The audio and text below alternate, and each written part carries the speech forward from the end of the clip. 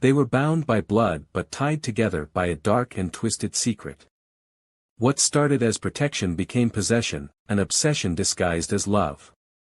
For years, their forbidden relationship remained hidden, lurking beneath carefully constructed lies. But the truth has a way of clawing its way to the surface. And one fateful night, everything unraveled in a way no one could have imagined. How does a love so unnatural spiral into a gruesome crime? What happens when devotion turns to manipulation, when control disguises itself as care, and when the one person you trust the most becomes the one you fear? This was a relationship built on secrecy, power, and obsession. But in the end, love wasn't enough to save them. Before we dive into this shocking case, make sure to like this video and subscribe to Crime Mysteries for more disturbing tales of love, power, and deception. Marjani Calloway, a 23-year-old young woman who had spent her life under the shadow of a man the world saw as her guardian and protector. Born and raised in Atlanta, Georgia, she never had the childhood most kids did. Her mother, Marjani Calloway, was a struggling single mom, battling addiction and barely holding on. Marjani learned early that love, in her world, came second to survival. And when her mother couldn't provide either, her wealthy uncle, Marjani Calloway, stepped in. Marjani Calloway was the kind of man people admired. At 45, he had built a real estate empire that put him among the most influential businessmen in Atlanta. He was well-dressed, well-spoken, and carried himself with the confidence of a man who always got what he wanted. People saw him as a leader, a mentor, and above all, a generous figure who gave back to his community. But behind the polished image was a man who thrived on control, especially over the women in his life. And none more than Marjani. For years, Marjani had manipulated women, bending them to his will with charm, money, and carefully crafted words. But Marjani was different. She wasn't just another woman, she was his greatest obsession. He had shaped her from childhood, molded her into exactly what he wanted her to be. She was never meant to escape him. It started when she was 14. Marjani wasn't reckless, he was patient. He planted ideas in her mind like seeds, watching them grow into dependency. He made her believe their connection was deeper than blood, that what they had was rare, something the rest of the world wouldn't understand. He told her fate had chosen them for each other, that she was his in a way no one else could be. As the years passed, he blurred the lines between uncle and lover, tightening his grip on her life. Every decision she made, every step she took, was dictated by him. He made sure she never sought relationships outside of him, never experienced life beyond the world he had created for her. By the time she realized how deep she was in, it was too late. He had already shaped her reality, convinced her that without him, she was nothing. To the world, Marjani was a man of integrity. He was respected, admired, even celebrated. People saw him as a self-made success story, a businessman who had lifted himself from nothing and given back to his community. He donated to charities, mentored young men, and played the role of a devoted uncle to Marjani. And Marjani? People pitied her at best, envied her at worst. A girl from a troubled home, lucky enough to have a rich, caring uncle who gave her everything. No one questioned why she never had friends, why she never dated, why she was always by his side. No one saw the control, the manipulation, the disturbing reality hidden beneath the surface. No one knew the truth. No one saw what was happening behind closed doors. But secrets like this don't stay hidden forever. And soon, the world would learn the truth about Marjani Calloway and the twisted, deadly bond he had created. By the time Marjani turned 18, the world should have been opening up to her. College, friendships, love, possibilities stretching far beyond the life she had always known. But Marjani had made sure that those doors never opened. He had spent years preparing her for this moment, shaping her thoughts, isolating her, ensuring that the only future she could imagine was one that revolved around him. She didn't fight it. How could she? He had been everything, her provider, her protector, her only constant. He told her they were meant to be together, that the love they shared was beyond what the world could understand. He painted a picture of them against everyone else, a bond so strong that nothing and no one could break it. At 22, she became his wife. The marriage had to be done carefully. Publicly, legally, they couldn't risk exposure. But Zishin was a man who thrived on power, and he knew where to find loopholes. Louisiana became their answer, a place where laws were flexible, where the right connections could make anything possible. A quiet courthouse, a discreet officiant, and a signed marriage certificate that bound them together in a way no one could undo. For Marjani, it was both terrifying and comforting. She had spent her entire life feeling adrift, unwanted, unloved, until Zishin. Marrying him felt like a twisted form of security, like locking herself inside a cage and calling it home. But with the ring on her finger came a weight she wasn't prepared for. She couldn't tell anyone. No one would understand. That's what Zishin reminded her, again and again. Society was small-minded, judgmental. If people found out, they would try to take her away from him, convince her that what they had was wrong. She believed him. She had always believed him. Still, the silence suffocated her. Her mother called sometimes, though the conversations never lasted long. Kashana would slur through her words, asking where she was, why she never visited. Marjani always had an excuse. She avoided family gatherings, ignored childhood friends, kept her world as small as Zishin had made it. She convinced herself that this was how it had to be. But deep down, the doubt was there. At night, she would stare at the ceiling, her mind racing with questions she couldn't bring herself to answer. Was this really love? Or had she mistaken control for devotion? Did she choose this life? Or had it been chosen for her before she ever had a say? She would push the thoughts away, remind herself of everything Zishin had done for her, how he had been the only one who never abandoned her. But no matter how hard she tried to suppress it, a single, haunting truth kept creeping back into her mind. She wasn't his wife. She was his prisoner. Marjani had never questioned Zishin's control. Not truly. Not until the night she found the documents. It started as a simple search. Zishin had left for a business trip, and she needed to grab some paperwork for him. The safe in his office was never something she had a reason to touch before. Zishin handled everything. But this time, she had a reason. The moment she cracked it open, her stomach twisted. At first, she skimmed through stacks of financial records, not really understanding what she was looking at. But then she saw her own name. Her trust fund. The money her grandmother had left for her before she died. Zishin had always told her the money was being managed, invested, growing for her future. But that wasn't true. He had taken it. Every dollar. The air in the room felt heavier as she kept digging, her hands shaking as she pulled out another folder. A life insurance policy. Her name, her signature, except she had never signed anything like this. And Zishin? He was the sole beneficiary. A chill ran down her spine. This wasn't just manipulation. It was premeditated. It was dangerous. And then, the final betrayal. She wasn't looking for his phone, but it was there on the desk, face up, unlocked. One notification. A message from her 17-year-old cousin. I don't know, this feels weird. Are you sure? A reply from Zishin, sent just hours before. Trust me, baby. Marjani thought the same thing at first, but she got used to it. It's our little secret. Marjani's body went cold. For a moment, she couldn't move. Couldn't breathe. The walls seemed to close in, the silence pressing against her ears. He was doing it again. Grooming her cousin the same way he had done to her. Something inside her shattered. That night, she waited. She sat in the dark, the document spread across the table, her mind racing between rage and devastation.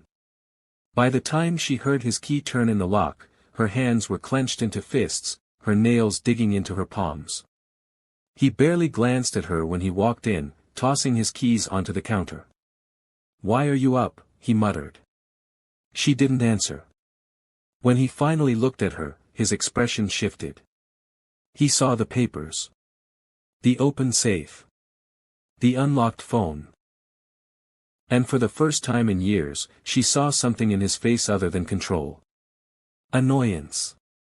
"You went through my things?" he asked, his voice sharp. She held up the insurance policy. "What is this?" He chuckled. Actually chuckled. "What do you think it is?" Her jaw tightened. "It's fraud. My trust fund is empty. And this," she threw the phone at him, her voice rising. "My cousin. You're doing it again." Zishan barely glanced at the screen. Then, he laughed. A cruel, low sound. "Oh, Marjani," he said, shaking his head. "You really are a stupid little girl." Her breath hitched. "You think you were special," he continued, stepping closer. "You were just practice." He gestured toward the papers. "The money? The marriage? You were never a wife, baby. You were a business deal." Her entire body trembled, her vision blurring with fury. He leaned in, his voice dropping. "And you know the best part? You're replaceable." Something inside her snapped. Zishan had always been untouchable. Always the one in control. But that night, Marjani decided to change that. She didn't sleep. Didn't cry. Didn't second-guess what had to be done. The rage had settled into something calmer now, something eerily steady. She watched him as he moved around the bedroom, oblivious. He hummed to himself as he undressed, tossing his expensive suit onto the chair. He didn't even care that she knew the truth. He had laughed in her face, belittled her, told her she was nothing. Now, she was going to show him just how wrong he was. The moment he stepped into the shower, she moved. The nightstand drawer was slightly open, just as it always was. Zishan never hid his gun. He didn't need to. No one had ever dared to turn it against him. Until now. Her fingers curled around the cool steel of the .45 caliber pistol. It felt heavier than she expected, but her grip was firm. She inhaled deeply, the sound of rushing water masking her quiet footsteps as she approached the bathroom door. She could see him through the glass shower door, his head tilted back as the water streamed down his face. Relaxed. Defenseless. For a split second, she hesitated.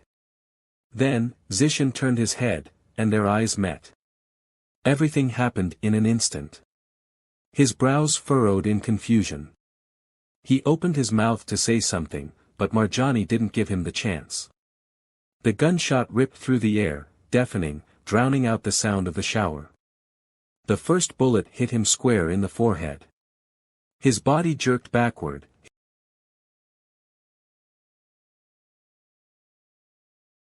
This was the breaking point of a young woman who had been trapped in a nightmare for nearly a decade. And when the case hit the media, the world erupted. Some saw Marjani as nothing more than a cold-blooded killer, a woman who had brutally executed her own husband. Others saw something different, a victim, a survivor, a young woman who had been pushed too far. #JusticeForZishan and #FreeMarjani trended at the same time. News anchors debated whether this was a crime of passion or self-defense. But there was one question everyone wanted answered. Was she a murderer? Or was she just another one of Zishan Calloway's victims? The courtroom was suffocating. Cameras flashed, journalists scribbled furiously, and the world held its breath. Marjani Calloway sat at the defense table, her wrists resting lightly in her lap, her expression unreadable. She had spent months in a cold cell awaiting this moment, replaying that night over and over in her head. The moment the gun went off.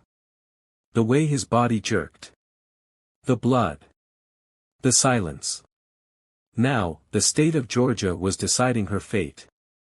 The prosecution wasted no time in painting her as a murderer.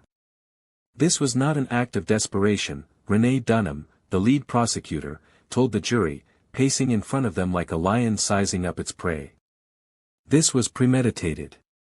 She had the time to walk away, but she chose violence. She retrieved the gun. She pointed it.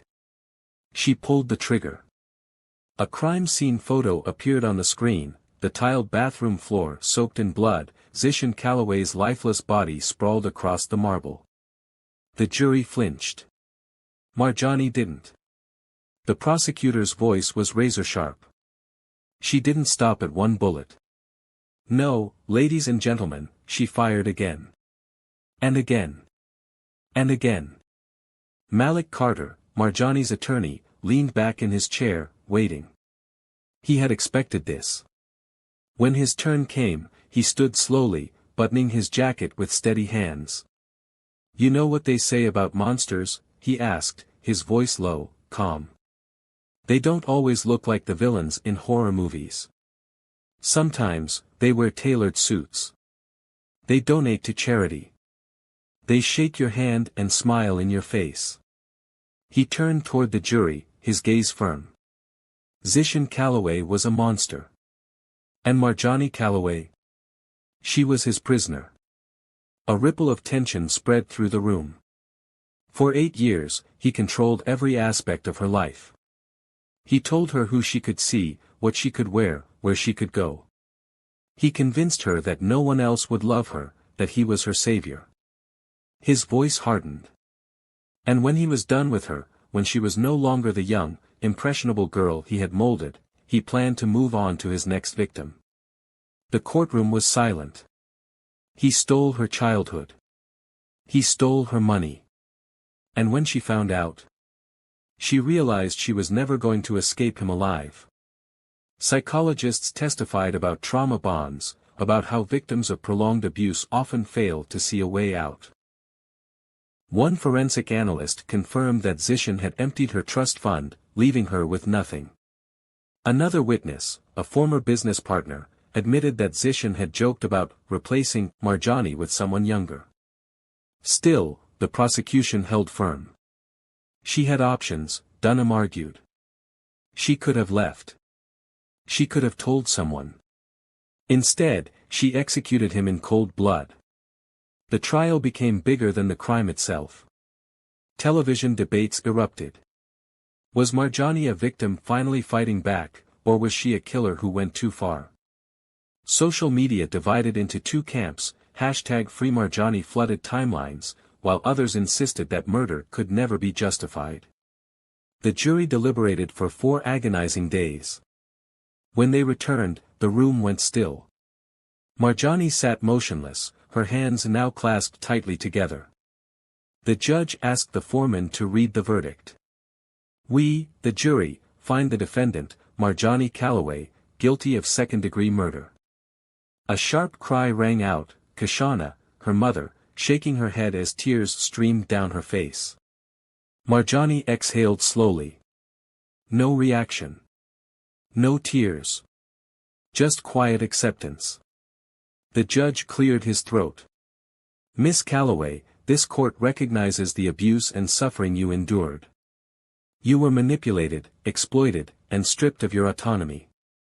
You are a product of a predator's influence. A long pause.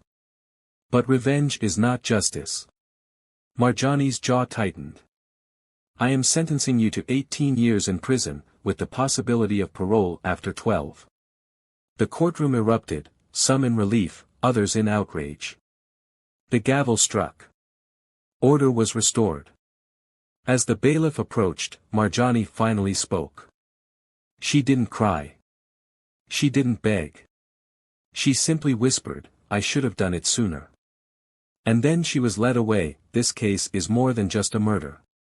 It's a disturbing reminder of how power and manipulation can warp the very foundation of love and trust.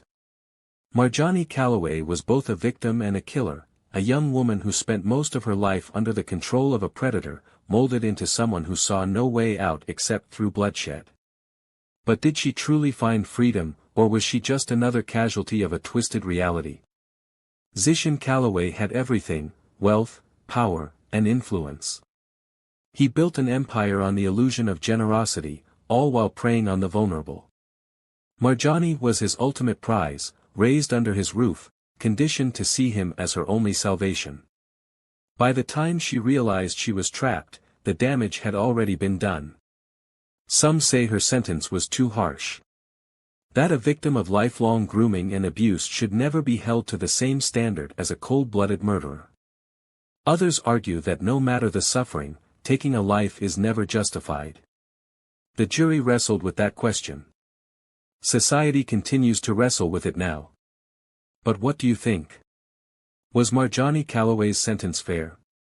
Should victims of deep psychological manipulation be fully accountable for their actions? Or was this justice failing someone who had already been failed for years? Let's discuss in the comments. And if this story shocked you, make sure to like and subscribe to Crime Mysteries, where we expose the darkest corners of human nature.